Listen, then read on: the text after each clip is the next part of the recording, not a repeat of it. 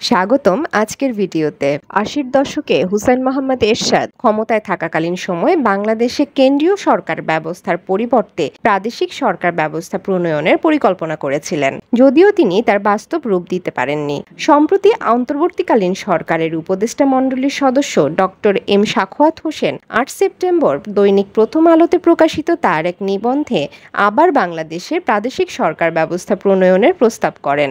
তার মতে, বর্তমান পরিস্থিতিতে বাংলাদেশের সার্বিক উন্নয়নের জন্য প্রাদেশিক সরকার ব্যবস্থা একটি কার্যকরী পদ্ধতি হয়ে উঠতে পারে। আজকের ভিডিওতে আলোচনা করার চেষ্টা করব প্রাদেশিক সরকার পদ্ধতি কী এবং বাংলাদেশের প্রেক্ষাপটে এই পদ্ধতির কার্যকারিতা ও প্রয়োজনীয়তা সম্পর্কে।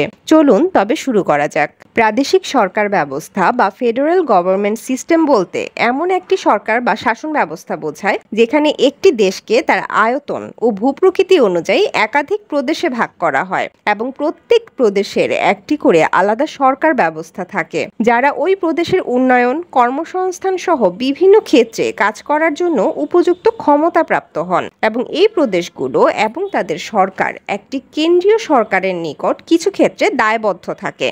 এক কথায় বলতে গেলে ফেডারেল গভর্নমেন্ট সিস্টেম বা প্রাদেশিক সরকার ব্যবস্থা হচ্ছে এমন একটি সরকার ব্যবস্থা যা একটি বৃহৎ কেন্দ্রীয় সরকার ও আঞ্চলিক সরকারের মধ্যে দেশের পরিচালনার ক্ষমতা ভাগাভাগি করে নেয় এবং এই কেন্দ্রীয় সরকার এবং আঞ্চলিক সরকার দেশের প্রচলিত সংবিধান অনুযায়ী প্রতিষ্ঠিত হয়ে থাকে। চলুন এবার দেখা যাক বাংলাদেশের বর্তমান প্রেক্ষাপটে প্রাদেশিক সরকার ব্যবস্থার প্রয়োজনীয়তা কতটুকু। বাংলাদেশ অত্যন্ত জনবহুল একটি ছোট দেশ। পৃথিবীর অন্যান্য দেশগুলোর মধ্যে আয়তনে এ দেশ ৯২তম হলেও জনসংখ্যার দিক থেকে অষ্টম। ২০২২ সালে করা আদমশুমারি অনুযায়ী বাংলাদেশের জনসংখ্যা ১৬,৫১,৫৮,৬১৬ জন। বাংলাদেশে প্রতি বর্গ কিলোমিটারে প্রায় ১,১১৯ জন লোক বাস করে, যা সারা পৃথিবীতে সর্বোচ্চ। আর এ জনসংখ্যা প্রতি বছর বাড়ছে। বাংলাদেশের জনসংখ্যা বৃদ্ধির হার ১.২২%, অর্থাৎ আগামী ৫ থেকে ১০ বছর পর বাংলাদেশের জনসংখ্যা একটা বিশাল আকার ধারণ করবে।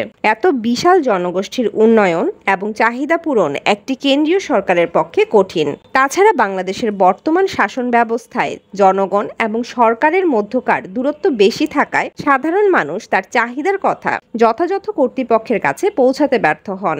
বাংলাদেশের সকল সুযোগ সুবিধার কেন্দ্র বলা চলে ঢাকাকে।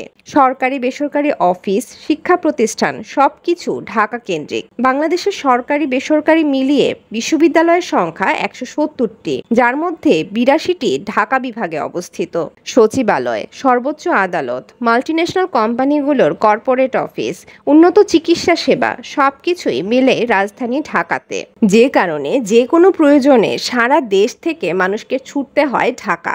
আবার যারা লেখাপড়ার জন্য ঢাকায় আসেন তারাও লেখাপড়া শেষ করে এই ঢাকাতেই স্থায়ী হতে চান। নাগরিক সেবা বেশি হওয়ায় সকলেই ঢাকাতেই অবস্থান করতে চান। কিন্তু এই ঢাকার বাইরে পড়ে আছে বিশাল এক বাংলাদেশ। যদি প্রাদেশিক শাসন ব্যবস্থা চালু করা যায় তবে প্রত্যেক প্রদেশের একটি করে প্রাদেশিক রাজধানী থাকবে। সেখানেই গড়ে উঠবে প্রাদেশিক সরকারের সচিবালয় সহ অন্যান্য অফিস। রাজধানী হওয়ায় নাগরিক সেবা বাড়ানো হবে। প্রত্যেক প্রদেশে থাকবে উচ্চতর আদালত। তাছাড়া তখন সরকারের সাথে সাধারণের দূরত্বও কমবে। প্রাদেশিক সরকার তার প্রদেশের প্রয়োজন অনুযায়ী উন্নয়ন প্রকল্প গ্রহণ করবেন। প্রদেশগুলোর মধ্যে একটি প্রতিযোগিতামূলক মনোভাব তৈরির সম্ভাবনা দেখা দিবে, যে কারণে প্রদেশগুলোর মধ্যে উন্নয়নে এগিয়ে থাকার চেষ্টা থাকবে। প্রাদেশিক রাজধানীগুলো উন্নত হলে বিভিন্ন দেশি বিদেশি প্রতিষ্ঠানগুলো সেখানে ব্যবসা পরিচালনায় আগ্রহী হবে। অর্থাৎ প্রাদেশিক রাজধানীকে কেন্দ্র করেই ওই প্রদেশের কর্মসংস্থান এবং অর্থনীতি গড়ে উঠবে। এভাবে যেমন এক ঢাকার উপর চাপ কমবে, তেমনি প্রত্যেক প্রদেশই ধীরে ধীরে উন্নতির দিকে এগিয়ে যাবে। তাছাড়া প্রাদেশিক সরকারগুলোর উপর কেন্দ্রীয় সরকারের নজরদারি থাকার কারণে সরকারের জবাবদিহিতা থাকবে এবং সরকারের স্বৈরাচার হবার সুযোগ কমে আসবে। প্রাদেশিক শাসন ব্যবস্থা চালু হলে রাজনীতিতেও গুণগত পরিবর্তন আসবে, কারণ তখন কেন্দ্রীয় দলগুলোর পাশাপাশি প্রদেশ ভিত্তিক স্থানীয় দল তৈরি হবে। ফলে মার্কা ভিত্তিক প্রচলিত রাজনীতি পিছিয়ে পড়বে। রাজনীতিতে প্রতিযোগিতামূলক পরিবেশ তৈরি হবে, যার নিয়ন্ত্রণ হবে জনগণের দ্বারা। রাজনীতি জনমুখী হবে, তা না হলে রাজনৈতিক দলগুলো প্রতিযোগিতায় টিকতে পারবে না। এ সরকার ব্যবস্থায় মুদ্রানীতি, পররাষ্ট্র, প্রতিরক্ষা এসব গুরুত্বপূর্ণ বিষয়গুলো কেন্দ্রীয় সরকারের আওতায় রাখা হয়, যে কারণে প্রদেশগুলোর বিদ্রোহী হয়ে পড়ার সম্ভাবনা কম থাকে। প্রাদেশিক শাসন ব্যবস্থাকে যুক্তরাষ্ট্রীয় শাসন ব্যবস্থাও বলা হয়ে থাকে। একটা সময় ধারণা করা হতো প্রাদেশিক শাসন ব্যবস্থা এমন সব দেশের জন্য দরকার যা আয়তনে বড়। উদাহরণ হিসেবে আমরা ভারতকে দেখতে পারি, কিন্তু আমেরিকায় সাংবিধানিকভাবে এ শাসন ব্যবস্থার সূচনা করা হয়েছিল তার রাজ্যগুলো নিজেদের দরকার মতো পরিচালিত হবার সুযোগ দেওয়ার জন্য। বাংলাদেশেও প্রত্যেকটি জেলার চাহিদা আলাদা।